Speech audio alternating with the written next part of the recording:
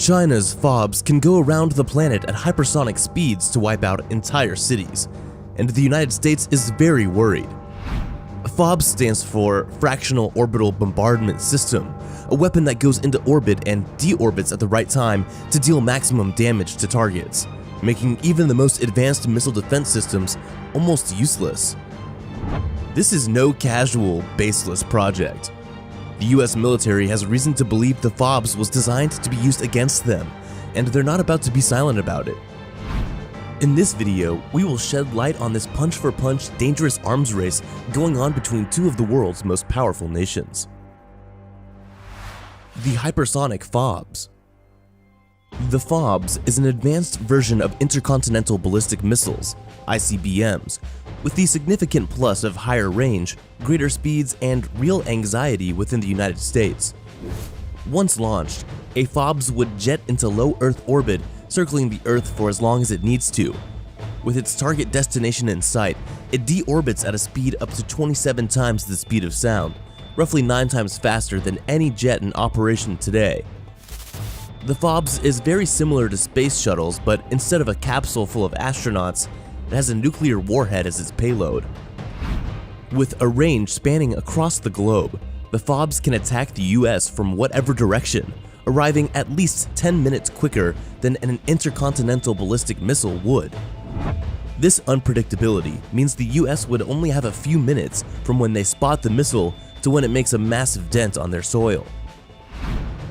And in the unlikely event that the US has and still deals some serious damage, the FOBS simply moves too fast for these defense systems to track, intercept, or destroy. Sci-fi as it sounds, the FOBS isn't a new weapon concept. In fact, China copied the idea from none other than the King of the North, Russia. It was the Soviet Union era, with resources focused on neutralizing the United States missile defense systems, which were so powerful, Soviet ICBMs began to look weak. These missiles had a predictable trajectory, and once the US aimed its defense systems to face the North, they could easily keep the Soviets' attacks under control. In response, the Soviets developed a weapon that was unpredictable enough to hurt the US either from the north or by going around the planet to attack from the south.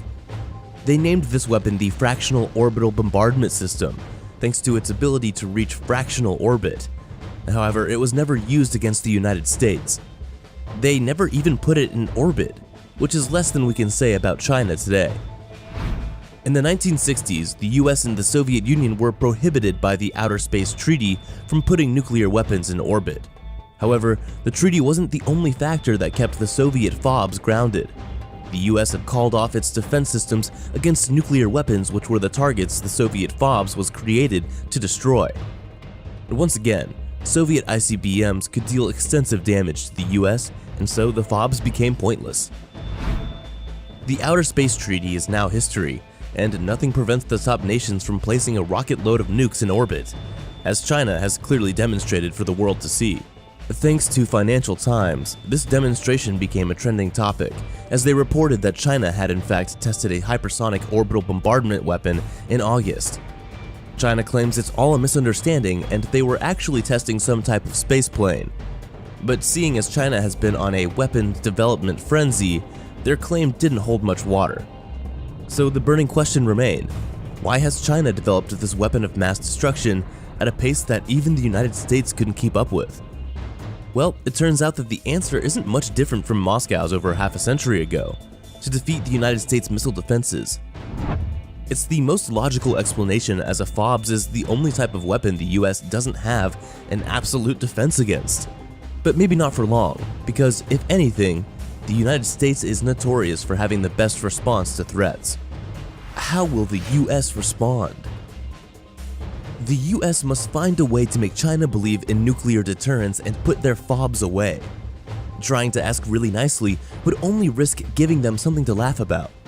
The US must prove they can handle Chinese FOBS or deal similar damage to China with some sci-fi weapons of their own.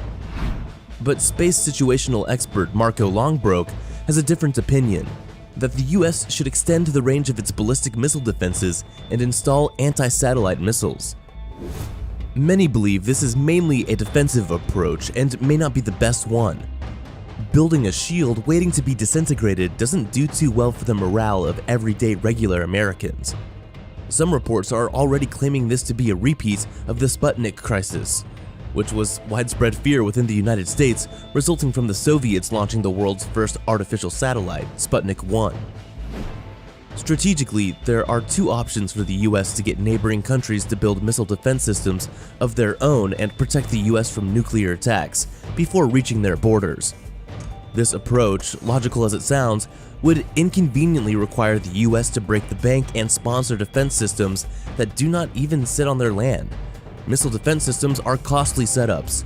The ground-based mid-course defense system in Alaska, for one, had a price tag of about $70 billion. A proposed missile defense site at Fort Drum in New York had an estimated $3.6 billion budget for its first 5 years alone, and it could handle 5 enemy missiles. But as China continues to blur the lines between orbit-based and non-orbit-based attacks, the Space Force is willing to spare no penny to keep China in check. To them, it's long overdue. Aside from the FOBS, China has also tested a satellite that can incapacitate US satellites, which the Space Force didn't find too amusing. War of the Satellites.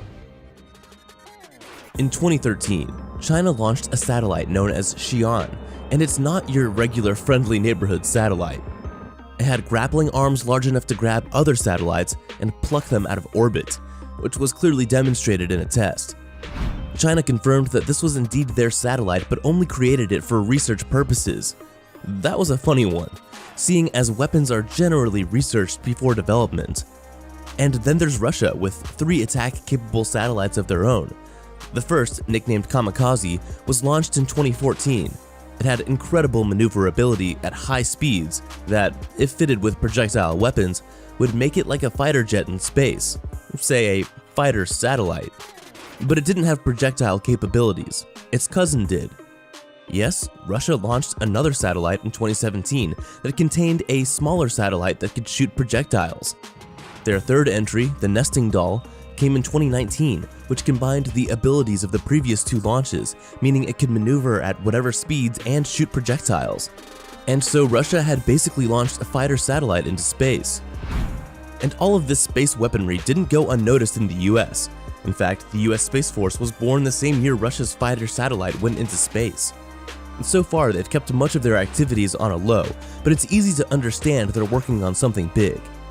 And it's not just the Space Force that's working. There's a collective effort from the entire United States military, from the Air Force with the new 6th-generation fighters to Lockheed Martin, Boeing, and Northrop Grumman developing powerful lasers that could slice a satellite in half and disintegrate missiles mid-flight.